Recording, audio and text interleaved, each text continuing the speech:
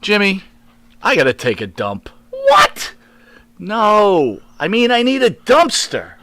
Well, for all those needs, you need to call Big V Dumpster Rental, Long Island, New York, 631-900-DUMP.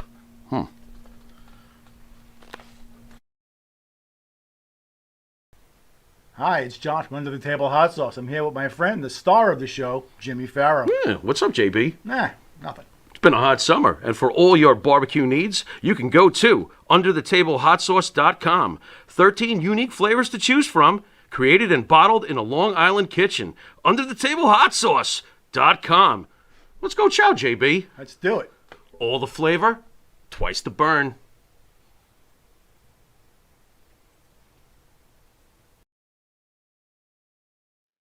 Hey, everybody. Welcome to another episode of the Aftershow. This is your host, ESO, and we're going to have some fun and entertainment tonight. Let's get this going. Whew. Before the party really kicks off, I have to give a huge thanks out to all you fans out there.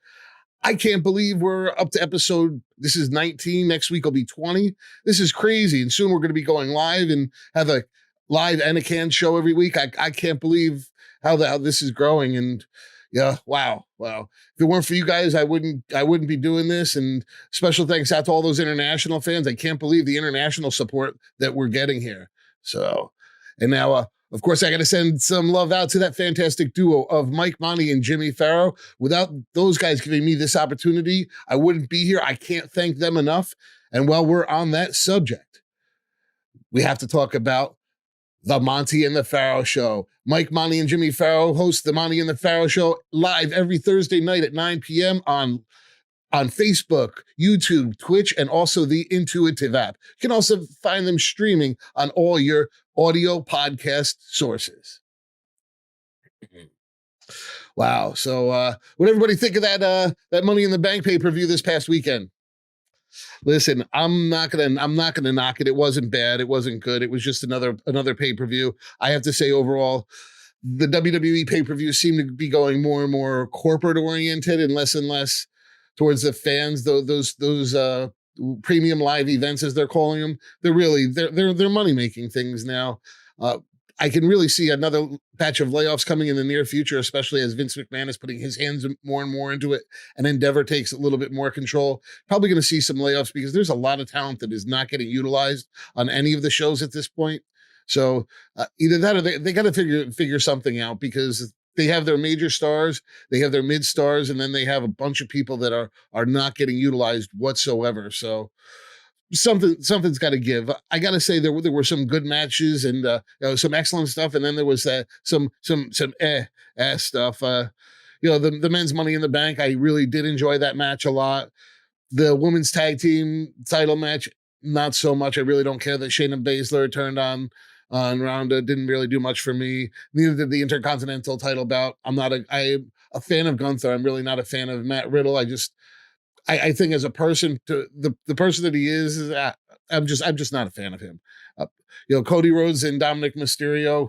Well, Cody is definitely going down to a mid-carder at this point. He just doesn't seem like a main event talent right now. I'm sorry. I know he gets a major pop, but nah, he's not. And he deserved to go over Dominic there, but not feeling the Cody Rhodes thing that's going on right now. And while we're talking about things that I'm not really feeling, that new world championship that Seth Rollins is wearing, it's nothing more than another Intercontinental belt. It is not a major title. You definitely felt it the way that, even though that was a great match, but with Finn, it's a secondary title. The real world title sits on Roman Reigns' waist. Period. Sorry, you can't take it away right now. It's Roman Reigns is the real champion. Seth Rollins is the secondary champion.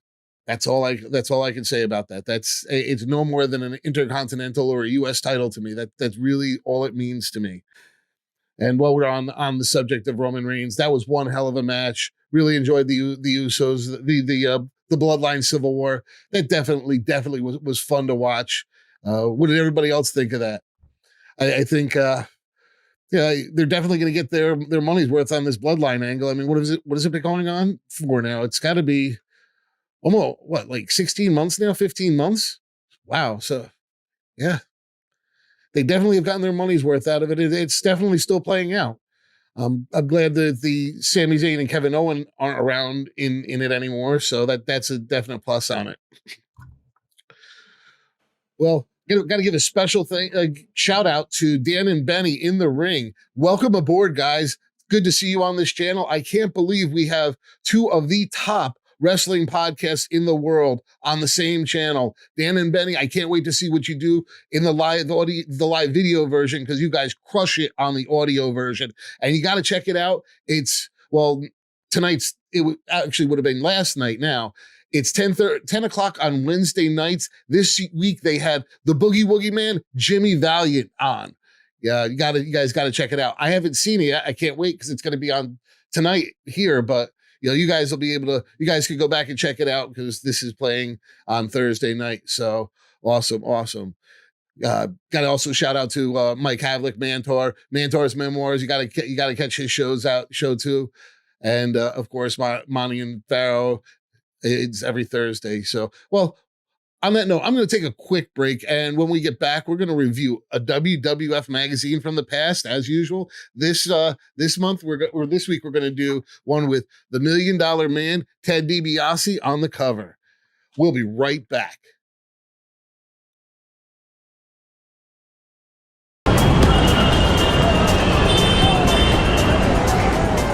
Dino Luzzi Energy Drink. Yeah, it's that good. Hey, everybody, and welcome back to the After Show, found here only on the Monty and the Pharaoh channels. So let's take a walk down memory lane to January 1988 and a WWF magazine featuring Ted DiBiase. He talks about his hopes, his career, and his cash. Next, we'll have Hulk Hogan, Heenan's plan for his defeat. The Honky Tonk Man vows to keep his belt. Battle of the Titans, Bam Bam Bigelow wins a 10-man over-the-top rope battle royal. Also in this issue, we have Hearts Women, Hacksaw Jim Duggan, and the results of the lunch contest. That was fun. I remember that when I was a kid. I wanted to win it. I didn't win it. A little envious of the kid who did. Wonder whatever happened to him. So as we open up, we've got an advertisement for Coliseum Videos, George the Animal Steel, WWF's Most Embarrassing Moments, and the Best of the WWF Volume 14. These videos back in the day, they were not cheap. These were $60 a piece plus postage and handling back then. That was 1988, man. Let's see. First thing we do is we've got an advertisement for the ice cream bars. Bring back those ice cream bars. Those were awesome. I love to shout that out whenever I get a chance. So back in its day, the WWF magazine every month featured an article called WWF List of. This month, it features the WWF Superstars New Year's Resolutions. Hillbilly Jim is just going to be a happier person. C.V. Offey is going to spend more time in the South Pacific Islands. Hercules Hernandez, he's going to work on his forearms some more. Raymond Rougeau, he wants to win the tag team titles. The Mouth of the South, Jimmy Hart, is pretty happy with what he has right now, but he really wants that title held by Hulk Hogan. King Kong Bundy wants to rid the world of morons like Ken Patera, Randy Savage, and Hulk Hogan. The Honky Tonk Man vows to keep his belt for the rest of the year. And Outback Jack just claims he's going to tame the WWF superstars like he did those wild animals in the Outback. Next, we have Newsbreakers. Newsbreakers this month. Strike Force takes it all. They defeat the Hart Foundation for the WWF World Heavyweight Championship. World Tag Team Championship. Next, we have Personality Profile featuring Jimmy Hart's girls, the Glamour Girls, Judy Martin and Leilani Kai. These women were the divas of the day back in the 80s. When there really wasn't much competition. These women could wrestle. Maybe not to the standards of the women of today, but they definitely held their own. Next, we have a talk with Ted DiBiase. Didn't we just have a talk with Ted DiBiase last month? Well, this month it's a little bit different. This was when he was getting prepared to purchase the services of Andre the Giant to procure the WWF title. It alludes to that in this article as he's talking about Hulk Hogan and what he might have to do to get that belt. So as we talked about on the front cover, we had the Battle of the Titans, which features Bam Bam Bigelow winning a 10-man over-the-top battle royal that featured the Junkyard Dog, Outback Jack, the Ultimate Warrior, the Bolsheviks, One Man Gang, Hercules Hernandez, Cowboy Bob Orton, Bam Bam Bigelow, and of course, The Rock, not the Dwayne Johnson version, the Don Morocco version. Must have been a little bit of a slow month for news because this article ends up taking up several pages, but Bam Bam Bigelow ended up winning the over-the-top battle royal by eliminating those guys. Next, we have an exclusive, how Bobby the Brain Heenan plans to beat the Hulkster. This just gets into some more semantics and what he's going to do, who he's going to use. And at this point, he's managing Andre, and we know what ends up happening. Andre gets sold over to Ted DiBiase. Ted DiBiase utilizes him to win the title. Then he surrenders the title to the $1 Million Man. And then we have WrestleMania 4's tournament where Randy Savage gets the title. Well, this is all leading up to this. This is when the Angles had long-range plans. Next, we have the WWF merchandise catalog. And of course, I always like to go back and look at the tees. This month's newest ones were Coco Beware, King Kong Bundy, Jake the Snake, and Outback Jack. Awesome. Next we have Temper. This one is about Hacksaw Jim Duggan.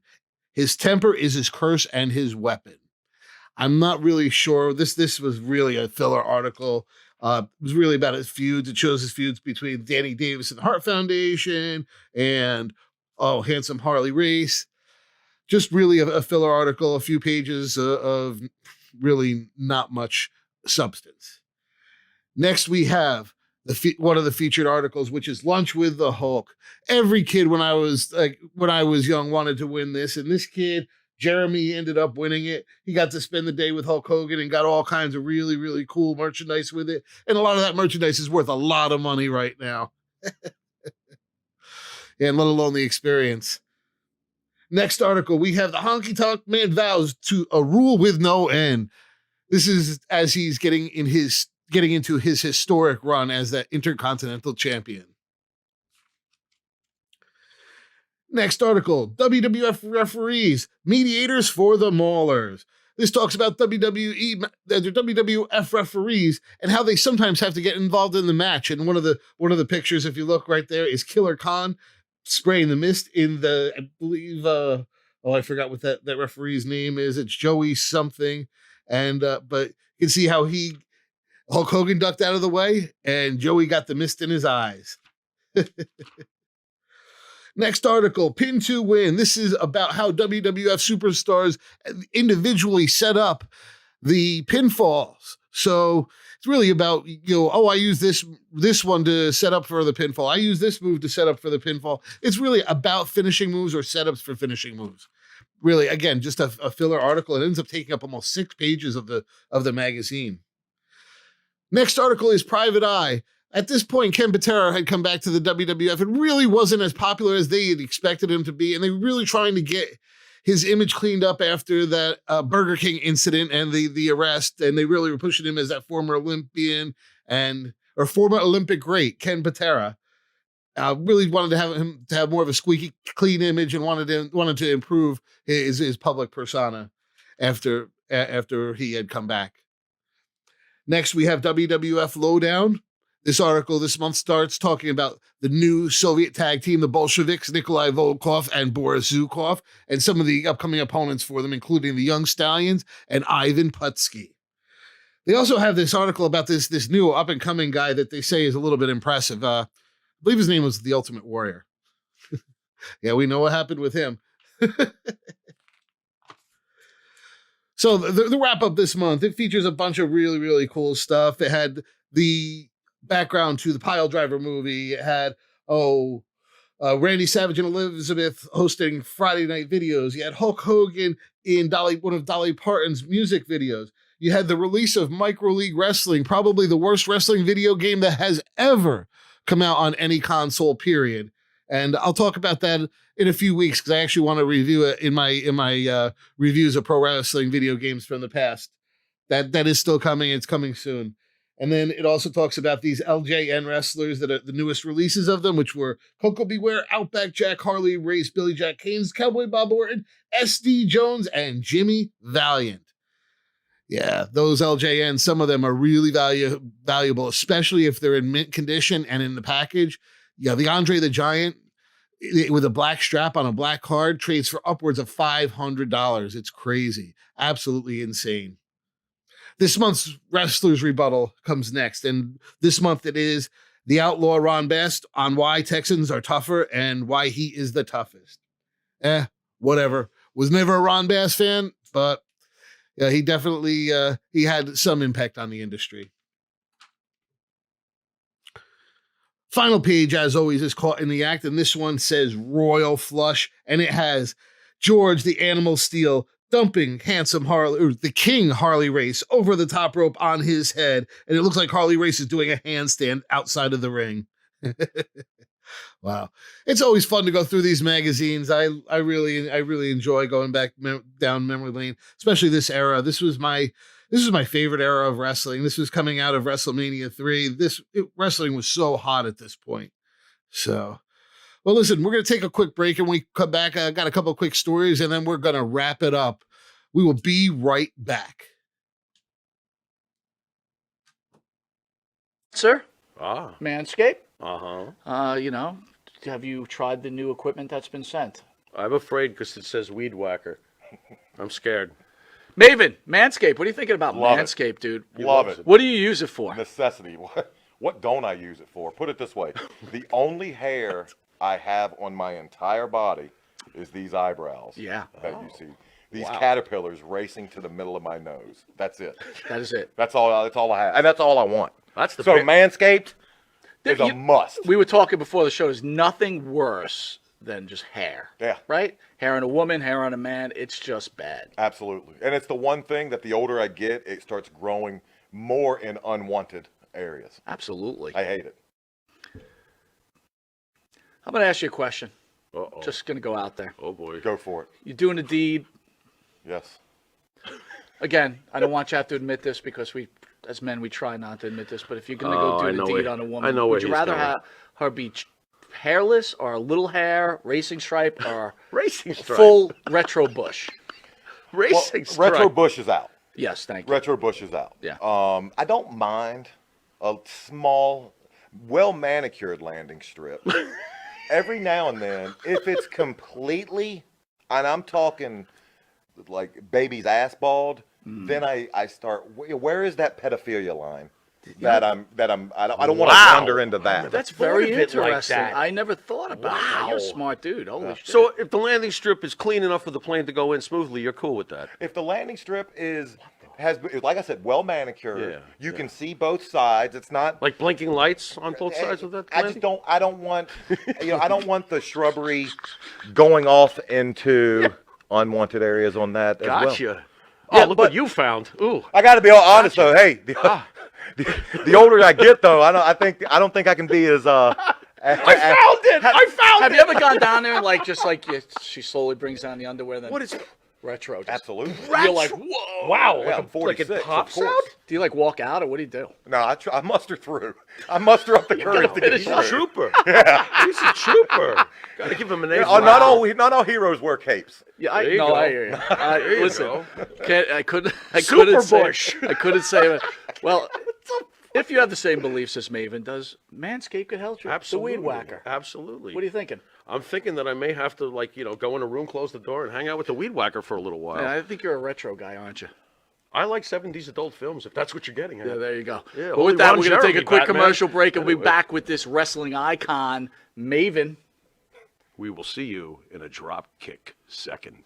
Drop kick. The Monty and the Pharaoh Show is brought to you by... Because wine is your second favorite four-letter word. California wine, New York attitude. Good fucking wine. M&J Video Games and Collectibles. Sport and non-sport cards, wrestling items, autographed items. We buy, sell, and trade. M&J Video Games and Collectibles, located at 1049 Queen Street, Southington, Connecticut. Call us at 1-860-479-9223 or 860-93-GAMES. M&J Video Games and Collectibles.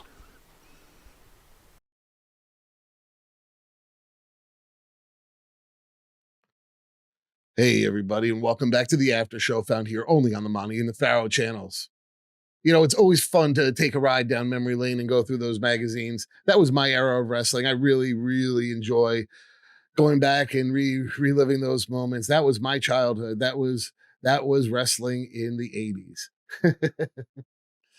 So everybody seemed to enjoy my story last week from Albany, and I actually got quite a bit of feedback on it positively, and they wanted to hear a couple more stories. So I got one from this past Saturday. As you guys know, I bartend at a bar in my area, and we were in between shifts on Saturday night, and Jennifer, the other bartender, had gone outside to grab a quick smoke while I was setting up for my shift. And so this white taxi pulls up, and out steps this woman who had some very, very unique charm. Jen runs into the bar and says, you're in for a treat with this one. It's going to be, you're going to have your hands full. And she really, really was not wrong on that one. So this woman finally saunters into the bar and looking a little bit disheveled, with that deep, raspy voice that could make you think she's been smoking since the dinosaurs roamed the earth. And on top of this, she's missing most of her front teeth. And I have a feeling it's not because they were knocked out. They may have rotted out because of some substances she may or may not have been involved in. Just the hunch of the type of person that she seemed to be. Not judging, whatever. Well, of course, first thing she does, hey, sweetie, can I have a vodka cranberry? Yeah, house is fine. Yeah, no problem. So I pour her a vodka cranberry. Oh, I wish I hadn't given her one, but whatever.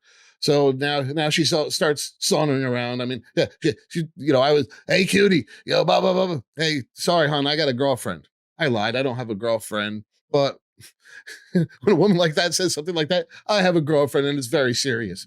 So, yeah, that's the type of woman she was. So as she now starts to saunter around the bar, and she's this 26-year-old guy and walks up to him. This guy is not from the area. He's actually visiting from Montana. There's a lot of tourists that come through our area, a lot of traveling that comes through our area. This guy was doing some work, and he was there from Montana. Newburgh, New York, and Montana are two different worlds. I'll just put it this way. This woman comes up to him. This guy couldn't get away from her fast enough. He ran to the other side of the bar and was hiding on the other side of the pool table. Yeah, that was that bad. Well, next she puts her eyes on one of my regular customers, Mike. I could see it in his eyes. So now she's starting to walk down the bar towards him. Boom, boom, boom, boom, boom. As she's getting a little bit closer, the toothless wonder, she's heading towards him. But lo and behold, he gets a stroke of luck, and a young couple unknowingly becomes the ultimate distraction. And they come in between her walking to Mike and where Mike was, and walked up to the bar, and they were a fun couple, and started interacting with her right away. And Mike seizes this opportunity right away. Within seconds, he starts, hey, Bruce, can I pay my tab? Can I pay my tab? Yeah, no problem, Mike. I got him. I got you. He paid his tab, and he ran towards the door. He's good luck with that. As he exits, that poor, he knew that poor couple was in for it. Well, she starts interacting with these guys. They're having fun, but the interaction, it was comedy gold. She starts sharing her storyline about her neglected cat, and how she's already taken by a man, all while wondering why all these guys why is everybody hitting on me? Get these guys away from me. There's nobody hitting on you. There's a couple there that's just laughing at you and just keeping you going. And there's no guys around you. And she at one point turned around and say, "Oh, fuck you," to an invisible person that wasn't there. I already got a man. the entire bar is laughing at this woman, and everybody's in stitches. They're all on the floor. Nobody's interested in interacting with her at this point. Even that couple at this point's pulled away from her. She's all by herself over there. Well, she's now going around desperately asking for a cigarette. Nobody wants to get caught up with her whirlwind. And one of our bartenders, so the woman goes outside. One of the other bartender, Jennifer, she starts imitating her. You got to check out this this performance. Jen is freaking hilarious, and this is only part of what the woman was saying. And let me play this video quickly. So shit, I don't beg nobody for nothing. I pay for mine. I'll go and I go get my pack of cigarettes for $5. $5 downtown. $5. I go downtown. I've been in here all night. I've been paying $20. $20 here, $20. She got one drink. She got one drink for $5. But I've been here all night. $20. I pay for mine. I got a man, but I pay for mine. I can't. So I kind of laugh every time I see that. I get a laugh out of that. Well, Jen felt bad, and Jen decided that she's going to go give her a cigarette. Well, Jen goes out, gives her a cigarette. The woman is calming down a little bit, but at this point, she stumbles back into the bar and she's demanding another vodka cranberry. It's clear she had enough before she got there, and at this point, I'm the bartender. It's my job to protect the bar. It's my job to protect her, the other customers, everything. I'm trying to find out the information from the people that got her there, how I can get her back out of there, trying to call her a cab, whatever. So I give her she asked for a vodka cranberry. I gave her cranberry. The old bartender trick. You put your thumb over the edge of the bottle, and yeah, it looks like I'm pouring you a really heavy, stiff one, and I'm giving you a cranberry juice. Realize that happens more frequently than you would know. And you know what? The bartender always goes, "Oh, don't worry, I got that one for you."